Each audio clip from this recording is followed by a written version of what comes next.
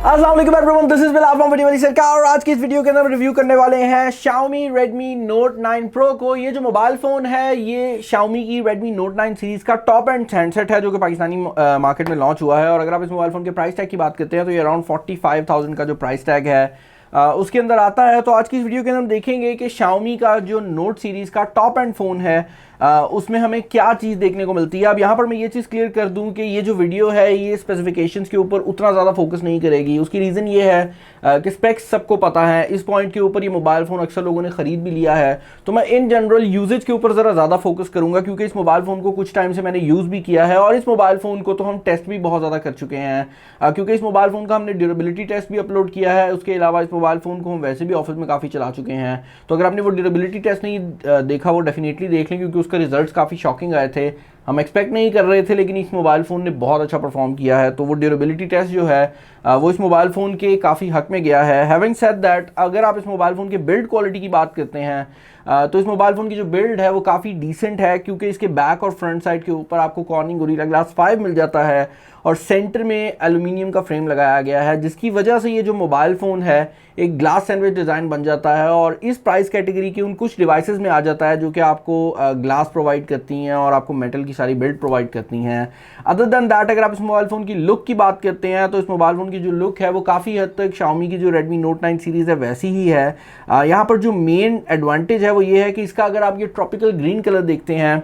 तो इसके back side के ऊपर आप देख सकते हैं कि जो डिज़ाइन है वो थोड़ा डिफरेंट है, जबकि अगर आप दूसरे कलर्स बाय करेंगे तो उनका जो डिज़ाइन है वो थोड़ा डिफरेंट है। वो कैमरा के बिल्कुल नीचे ब्लैक कलर का जो शेड है वो प्रोवाइड करते हैं और उनमें ये जो लाइनिंग है ये भी मौजूद नहीं है, जबकि यहाँ पर जो ग्रीन कलर है इसका डिज़ाइन एग्जैक्टली डिफरेंट है। आपको बैक साइड के ऊपर ये लाइंस देखने को मिलती हैं जो कि बॉडी के नीचे वाले हिस्से में है और ऊपर वाले साइड पर आपका जो कैमरा सेटअप है वो मौजूद है। और ये जो कैमरा सेटअप है ये बहुत ज़्यादा आइकॉनिक है इस प्राइस कैटेगरी में नोट सीरीज़ के लिए। उसकी रीज़न ये है कि नोट 9, नोट 9S और नोट 9 प्रो तीनों ही ये स्क्वायर कैमरा सेटअप के साथ आए हैं। इसके अलावा अगर आप इस मोबाइल फ़ोन के फ्रंट साइड के ऊपर देखते हैं तो आपको देखने को मिल जाती है 6.67 इंचेस की एक बहुत बड़ी डिस्प्ले वाली LCD स्क्रीन। अब ये जो स्क्रीन है ये 1080p रेजोल्यूशन के साथ आती है और यहाँ पर HDR की सपोर्ट भी अवेलेबल है जिसकी वजह से इस मोबाइल फ़ोन के जो ओवरऑल कलर्स वगैरह हैं वो बहुत ज़्यादा अच्छे होने वाले हैं, इवन मेन्यू के ऊपर भी। और अगर आप इसके ऊपर कोई भी वीडियो देख रहे हैं, आप कोई भी वीडियो या कोई मूवी डाउनलोड करके देखते हैं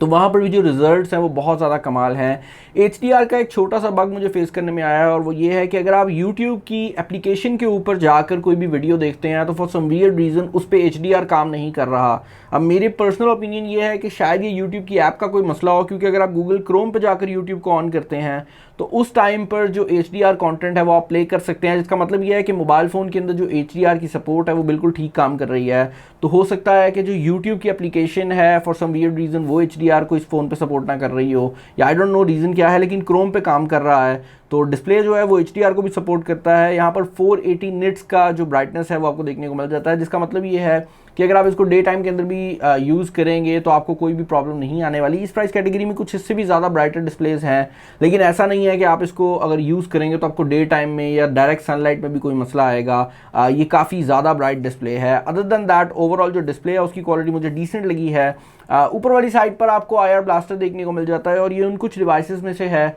जो कि अभी भी IR ब्लास्टर प्रोवाइड करती हैं और इसका फ़ायदा ये होता है कि टीवी, AC वगैरह जो भी रिमोट कंट्रोल से चलने वाली चीज़ें हैं वो आप इस IR ब्लास्टर के थ्रू चला सकते हैं। नीचे वाली साइड पर आपको देखने को मिल जाती है टाइप C की पोर्ट और ये जो टाइप C की पोर्ट है ये फास्ट चार्जिंग को सपोर्ट करती है। अब अच्छी बात यह है कि इस मोबाइल फ़ोन के अंदर जो फास्ट चार्जिंग दी गई है वो Redmi Note 9 सीरीज़ की सबसे ज़्यादा फास्ट चार्जिंग है और यही वजह है कि इस मोबाइल फ़ोन के अंदर आपको 30 वाट की फास्ट चार्जिंग की सपोर्ट देखने को मिल जाती है और इसके साथ आने वाला जो चार्जर है बॉक्स में वो 33 वाट्स का चार्जर दिया गया है। नॉर्मली क्या होता है कि फ़ोन में अगर फास्ट चार्जिंग दी भी जाए तो उससे कम पावर का जो ब्रिक है वो दिया जाता है कि आप बाद में ख़रीद लें, जबकि यहाँ पर इसकी एक्चुअल चार्जिंग से भी थोड़ी सी ज़्यादा जो पावर ब्रिक है वो दी गई है, जो कि एक इंटरेस्टिंग चॉइस है Xiaomi की तरफ से और हमने इससे पहले भी कुछ डिवाइसेस के ऊपर देखी है। इंटरनल्स की अगर आप बात करते हैं तो मैं जल्दी से बता देता हूँ। इस मोबाइल फ़ोन का जो वेरियंट पाकिस्तान में लॉन्च हुआ है वो 6GB रैम और 128GB की इंटरनल स्टोरेज के साथ आ रहा है और इसके अंदर लगाया गया है स्नैपड्रैगन 720G का चिपसेट, जिसका मतलब ये है कि ये एक बहुत ज़्यादा एफिशिएंट और ऑप्टिमाइज चिपसेट होने वाला है। Xiaomi के फ़ोन्स के अंदर एक प्रॉब्लम जो कि कुछ लोगों ने नोटिस की है वो ये है कि इनकी कुछ पुरानी जनरेशन्स के अंदर फ़ोन्स थोड़े हीट अप होते हैं,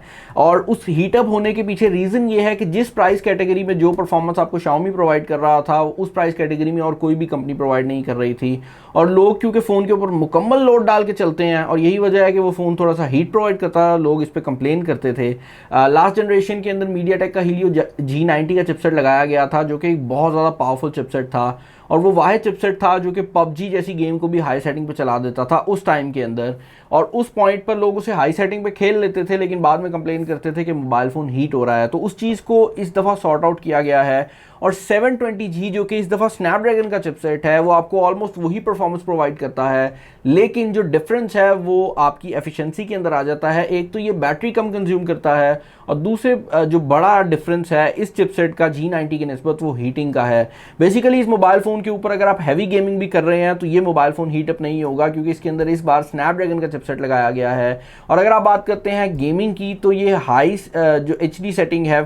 उसके ऊपर आपको हाई फ्रेम रेट्स प्रोवाइड कर सकती है, और अगर आप इसको स्मूथ पे कर देते हैं तो वहां पर तो ये फुल फ्रेम रेट भी प्रोवाइड कर देती है। AnTuTu के ऊपर इसका जो स्कोर है वो 2,72,000 के करीब आता है, जबकि अगर आप Geekbench के सिंगल स्कोर की बात करते हैं, सिंगल कोर स्कोर की, तो वो तकरीबन 500 के करीब आता है। तो यहाँ पर आपको जो AnTuTu और Geekbench के स्कोर देखने को मिल रहे हैं वो भी अपनी प्राइस कैटेगरी के हिसाब से सबसे ज़्यादा हैं, और यही वजह है कि इन फोन्स को रिकमेंड करना भी आसान हो जाता है। इसके अलावा अगर आप इस मोबाइल फोन के कुछ एक्स्ट्रा फीचर्स की बात करते हैं तो ये mobile phone P21 nano coating के साथ आता है, जिसका बेसिकली फायदा ये होता है कि इस मोबाइल फोन के ऊपर अगर आप पानी वगैरह डालते हैं या इस पर पानी पड़ता है तो वो इस पर स्टे नहीं करता, और इसकी जो बॉडी है उस पर स्मजेस वगैरह कम आते हैं। इसके अलावा ये mobile phone water tight seals के साथ भी आता है। अब मैंने अपनी अनबॉक्सिंग वीडियो में बताया था कि ये मोबाइल फ़ोन किसी हद तक वाटर रेजिस्टेंस भी प्रोवाइड करेगा, लेकिन आप इसको पानी में मत डालिए। लेकिन उसके बाद मैंने इस पर ड्यूरेबिलिटी टेस्ट किया और मैंने इसको पानी में डाल दिया। पानी में 5 मिनट लगातार ये मोबाइल फ़ोन ऑन रहा है, और उसके बावजूद भी ये जो मोबाइल फ़ोन है बिल्कुल ठीक काम करता रहा। और उसके बाद मैंने इस पर बाकी ड्यूरेबिलिटी टेस्ट भी किए, जहाँ पर गाड़ी गुजारने के बाद ये मेरे ख्याल से बैक से थोड़ा सा क्रैक हुआ था, लेकिन उसके अलावा कोई भी प्रॉब्लम नहीं आई। तो यही वजह है कि मैं ड्यूरेबिलिटी टेस्ट भी आपको रिकमेंड करूँगा कि आप लोग चेकआउट कर लें, और इस मोबाइल फ़ोन की जो ड्यूरेबिलिटी है वो काफ़ी ज़्यादा कमाल रही है। अदर दैन दैट इस मोबाइल फ़ोन के बारे में जो एक चीज़ मैंने नोटिस की है जो मुझे थोड़ी सी अनॉइंग लगी है पर्सनली, वो ये है कि इस मोबाइल फ़ोन का जो फिंगरप्रिंट स्कैनर है वो भी, और इसके जो वॉल्यूम रॉकर कीज़ हैं वो दोनों ही आपको राइट साइड के ऊपर देखने को मिलते हैं, जिसकी वजह से बेसिकली आपकी पावर बटन और दोनों कीज़ एक साइड पे होने की वजह से आपको अक्सर औकात जो मिक्सअप है वो हो जाता है। और जनरली मैं जो हूँ, मैं ऐसी डिवाइसेस यूज़ करता रहा हूँ जहाँ पर पावर बटन हमेशा राइट साइड पे होता है और बाकी कीज़ लेफ़्ट पे होती हैं, तो उस चीज़ के अंदर आपको थोड़ा सा एडजस्ट करना पड़ेगा। लेकिन अगर आप पहले से इसी लेआउट के ऊपर इन डिवाइसेस को यूज़ करते रहे हैं तो आई डोंट थिंक सो कि आपको ज़्यादा प्रॉब्लम आए। और लेफ्ट साइड की अगर आप बात करते हैं तो यहाँ पर सिम स्लॉट भी दी गई है, और इस मोबाइल फ़ोन के अंदर आपको 2 सिम्स और एक मेमोरी कार्ड की जो ऑप्शन है वो देखने को मिल जाती है। अब इस फिंगरप्रिंट स्कैनर की लोकेशन के बारे में मैंने एक बात की है कि मुझे इसकी जो पोजीशनिंग है वो इतनी खास नहीं लगी, लेकिन एक चीज़ जो कि मुझे बहुत ज़्यादा पसंद आई है वो ये है कि ये one of the fastest fingerprint scanners है जो कि मैंने किसी भी फ़ोन के अंदर यूज़ किया है। और आई डोंट नो लोग क्यों कहते हैं कि भाई साइड माउंटेड फिंगरप्रिंट स्कैनर्स नहीं होने चाहिए। This is one of the features जो कि मुझे हर फ़ोन पे ही पसंद आया है। इवन अगर आप किसी भी ब्रांड की तरफ से देख लें, जनरली जो साइड माउंटेड फिंगरप्रिंट स्कैनर्स आते हैं वो बहुत ज़्यादा तेज़ होते हैं, और इस मोबाइल फ़ोन के अंदर भी ऐसा ही है। यहाँ पर फेस आईडी भी दी गई है, लेकिन Xiaomi आपको रिकमेंड नहीं करती कि आप फेस आईडी का इस्तेमाल करें। यही वजह है कि जब आप फ़ोन को पहली बार भी सेटअप करते हैं उस टाइम पर भी जो फेस आईडी है वो जनरली सामने नहीं आ रही होती, आपको अंदर से जाकर उसको यूज़ करना पड़ता है। सॉफ्टवेयर की अगर आप बात करते हैं तो यहाँ पर MIUI 11 दिया गया है जो कि Android 10 बेस्ड है, और Android 10 की वजह से इस मोबाइल फ़ोन के अंदर Android 10 वाले जो फीचर्स हैं वो भी सारे अवेलेबल हैं। तो आपको डार्क मोड जैसी फैसिलिटीज़ देखने को मिल जाएंगी। और मुझे कुछ लोग कहते हैं कि आप MIUI का वर्जन बताते हैं तो एंड्रॉइड का वर्जन क्यों बताते हैं? भाई MIUI 11 आपको Android 9 वर्जन में भी मिलती है और Android 10 पे भी मिलती है। यहाँ पर जो MIUI है वो बिल्कुल लेटेस्ट वर्जन की है जो कि Android 10 बेस्ड है। तो मैंने कहा वो चीज़ यहाँ पर क्लियर कर दूँ। और ओवरऑल MIUI का जो एक्सपीरियंस है वो वैसा ही है जैसा पहले रहा है। अगर आपको बहुत पसंद आता है तो इसमें कोई आपको मसला नहीं आने वाला, और अगर आप इसको पसंद नहीं करते तो इसमें कोई ऐसी चीज़ नहीं है MIUI 11 के साथ जो बहुत ज़्यादा डिफरेंट हो। तो इसका जो एक्सपीरियंस है वो पहले ही MIUI जैसा है। अदर दैन दैट यहाँ पर जो कैमरा सिचुएशन है उसमें थोड़ा सा चेंज किया गया है। यहाँ पर फ्रंट कैमरा 16 मेगापिक्सल का लगाया गया है, जो कि इससे पहले हम Redmi Note 9S पे भी देख चुके हैं। लेकिन बैक साइड के ऊपर 4 कैमराज हैं, जिनमें मेन कैमरा 64 मेगापिक्सल का है, 8 मेगापिक्सल का अल्ट्रा वाइड है, और 2 मेगापिक्सल के डेप्थ और पोर्ट्रेट सेंसर्स जो हैं वो इस मोबाइल फ़ोन के अंदर लगाए गए हैं। पहले हम मेन सेल्फी कैमरा की बात कर लेते हैं। और सेल्फी कैमरा के अंदर जो सबसे पहली चीज़ मैंने नोटिस की है वो ये है कि 16 मेगापिक्सल के लिहाज से इसका जो कैमरा है वो बहुत ज़्यादा डिटेल्ड रिजल्ट प्रोवाइड करता है। आपको यहाँ पर जो सेल्फीज़ हैं वो बहुत ज़्यादा डिटेल देखने को मिलती हैं। और इसके अलावा एक और चीज़ जो कि मैंने नोटिस किया वो ये है कि अगर आपने मेरा Redmi Note 9S का रिव्यू देखा हो तो मैंने उस टाइम पे कहा था कि ये जो सेल्फीज़ हैं उसको बहुत ज़्यादा ऑरेंज कर रहा है। अब इस मोबाइल फ़ोन के ऊपर मुझे वो मसला फेस करने में नहीं आया, तो मैं एक्सपेक्ट कर रहा हूँ कि या तो इसके अंदर जो सॉफ्टवेयर अपडेट आई है उसके बाद ये मसला उसमें फ़िक्स हुआ है, या हो सकता है कि ये मसला Redmi Note 9S और Note 9 Pro के दरमियान में फ़िक्स हो, लेकिन मुझे ज़्यादातर चांसेस हैं कि ये अपडेट के थ्रू फिक्स हो गया है। और आप देख सकते हैं अब जो इमेजेस हैं उनके कलर्स काफ़ी ज़्यादा बेटर आ रहे हैं, और अब वो ऑरेंज कलर का जो टिंट है वो भी आपको नज़र नहीं आ रहा। फ्रंट कैमरा आपको पोर्ट्रेट लाइटिंग इफेक्ट भी प्रोवाइड करता है, तो आप पोर्ट्रेट मोड को यूज़ करते हुए भी काम कर सकते हैं। और अच्छी बात यह है कि मल्टीपल सब्जेक्ट्स के ऊपर भी जो फ्रंट कैमरा है वो बहुत ही डिसेंट तरीके से काम करता है। लो लाइट शॉट्स की अगर आप बात करते हैं तो लो लाइट शॉट्स के अंदर भी आपको जनरली जो रिजल्ट है वो बहुत अच्छा देखने को मिलता है, लेकिन एक चीज़ मैंने ज़रूर नोटिस किया कि लो लाइट शॉट्स को जब आप जूम इन करके देखते हैं तो उनमें जो प्रोसेसिंग है वो थोड़ी सी ज़्यादा नज़र आती है, लेकिन उसका ज़्यादा प्रॉब्लम नहीं है, क्योंकि अगर आपने ओवरऑल इमेज की क्वालिटी देनी है तो लो लाइट शॉट के अंदर भी जो इमेज की क्वालिटी है वो बहुत ज़्यादा डिसेंट आती है। एक और चीज़ जो कि मैं मिसिंग कहूँगा इस मोबाइल फ़ोन के अंदर वो मुझे ये है कि यहाँ पर जो नाइट मोड है वो भी सिर्फ बैक कैमरा में अवेलेबल है, तो नाइट मोड आप फ्रंट कैमरा में यूज़ नहीं कर सकते। ये एक ऐसी चीज़ है जो मैंने 9S पे भी मिस की थी, मुझे यहाँ पर भी थोड़ी सी मिसिंग लगी है। जहाँ तक बात है इस मोबाइल फ़ोन के फ्रंट कैमरा की, तो ये 1080p के अंदर जो वीडियो है वो रिकॉर्ड करता है, और यहाँ पर मैं इसको मैक्सिमम लाइट के अंदर कर रहा हूँ और मैंने अब बिल्कुल इसको अंधेरे वाली साइड पे कर दिया है। तो आप देख सकते हैं कि इसका एक्सपोजर भी काफ़ी जेंटली जो है वो चेंज होता है,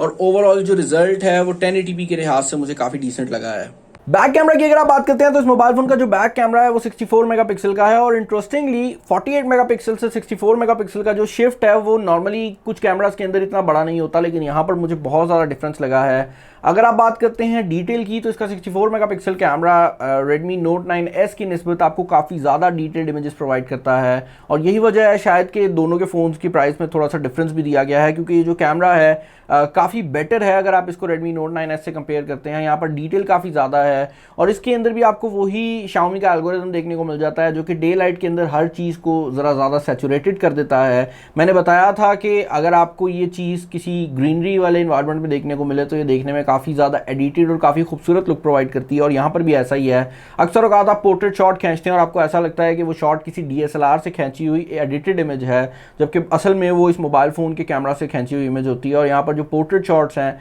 बैक कैमरा के अंदर वो भी काफ़ी सॉलिड दी गई हैं। तो ओवरऑल जो 64 मेगापिक्सल का बैक कैमरा है उससे मैं बहुत ज़्यादा सेटिस्फाइड हूँ, और इसकी जो क्वालिटी है वो भी काफ़ी डिसेंट है। लेकिन जब आप इसको 4K के ऊपर लेकर जाते हैं तो उस टाइम पर आप ultra wide angle camera use नहीं कर सकते। एक चीज़ जो कि मुझे बहुत ज़्यादा इंटरेस्टिंग लगी है वो ये है कि इसके 4K की वीडियो रिजल्ट के अंदर भी आपको इमेज स्टेबलाइजेशन जो है वो देखने को मिल जाती है, और ये उन कुछ डिवाइसेस में से है जो कि सिरे से आपको इमेज स्टेबलाइजेशन प्रोवाइड करती हैं। तो उस हिसाब से 4K में इमेज स्टेबलाइजेशन मुझे बहुत ज़्यादा डिसेंट लगी है, और इसकी जो वीडियो क्वालिटी है वो भी काफ़ी पसंद आई है मुझे। अगर आप बात करते हैं अल्ट्रा वाइड एंगल लेंस की, तो अल्ट्रा वाइड एंगल लेंस की भी यहाँ पर क्वालिटी काफ़ी डिसेंट है। डे टाइम के अंदर स्पेशली वो काफ़ी अच्छा रिजल्ट प्रोवाइड करता है, लेकिन लो लाइट के अंदर आपको थोड़ा सा जो सफरिंग है वो नज़र आने लग जाती है। ऑल दो यहाँ पर जो नाइट मोड है वो भी अवेलेबल किया गया है, तो आप नाइट मोड के थ्रू काफ़ी तस्वीरें जो है वो बेहतर ले सकते हैं। लेकिन नाइट मोड के अंदर भी प्रॉब्लम वही है कि नाइट मोड सिर्फ मेन कैमरा के ऊपर काम करेगा, अगर आप इसको अल्ट्रा वाइड एंगल में यूज़ करना चाहते हैं तो उसकी फैसिलिटी यहाँ पर नहीं दी गई। फाइनली वीडियो को एंड करने से पहले मैं इसकी बैटरी बैकअप के बारे में थोड़ी सी बात करना चाहूँगा। यहाँ पर बैटरी बैकअप जो है वो भी काफ़ी डिसेंट दिया गया है। उसकी रीज़न सिंपल सी ये है कि यहाँ पर स्नैपड्रैगन 720G का चिपसेट है जो कि 1.5 दिन का बैटरी बैकअप आपको बड़ी ही आसानी से प्रोवाइड कर देगा, और कुछ केसेस के अंदर आपको 2 दिन का बैटरी बैकअप भी मिल सकता है। तो बैटरी वाली साइड से आपको कोई प्रॉब्लम नहीं आने वाली। और ऑनेस्टली स्पीकिंग इस मोबाइल फ़ोन को इतना टाइम यूज़ करने के बाद, इसकी टेस्टिंग करने के बाद, मैं ये कह सकता हूँ कि अगर आप एक ऐसा बंदा है जिसने फ्लैगशिप डिवाइस यूज़ की है और आप इस मोबाइल फ़ोन के ऊपर शिफ्ट करते हैं, तो मेरा नहीं ख्याल कि आपको ज़्यादा कोई डिफरेंसेस फील हो, क्योंकि स्पीड वाइज भी ये काफ़ी कमाल है, ड्यूरेबिलिटी भी ये प्रोवाइड करता है, और स्पेशली जो वाटर रेजिस्टेंस वाला काम हुआ है उसने इस मोबाइल फ़ोन की तरफ मुझे बहुत ज़्यादा अट्रैक्ट किया है। और उसके अलावा यहाँ पर जो फास्ट चार्जिंग है वो भी अवेलेबल है। ये वो कुछ बेसिक चीज़ें हैं जो कि जनरली मिड रेंज में नहीं आती। तो अगर आप मेरी बात करते हैं तो मैं एक ऐसा बंदा हूं जो कि काफ़ी महंगे फ़ोन यूज़ करता है, और अगर मुझे मजबूरी में किसी दिन ये फ़ोन यूज़ करना पड़ जाए तो मुझे लगता है 1-2 दिन के अंदर मुझे याद भी नहीं होगा कि मैं फ्लैगशिप यूज़ कर रहा हूं या मैं एक मिड रेंज की डिवाइस यूज़ कर रहा हूं। मुझे आप लोगों ने कमेंट्स में बताना है कि इस फ़ोन के रिलेटेड आपके क्या ओपिनियंस हैं, क्योंकि आप में से बहुत ज़्यादा लोग इस फ़ोन को पहले से खरीद चुके हैं। चैनल को सब्सक्राइब नहीं किया तो कर लें, और वीडियो को लाइक कर दीजिएगा, दोस्तों का शेयर कर दीजिएगा। इस वीडियो में इतना ही। This is Bilal signing off. अल्लाह हाफ़िज़।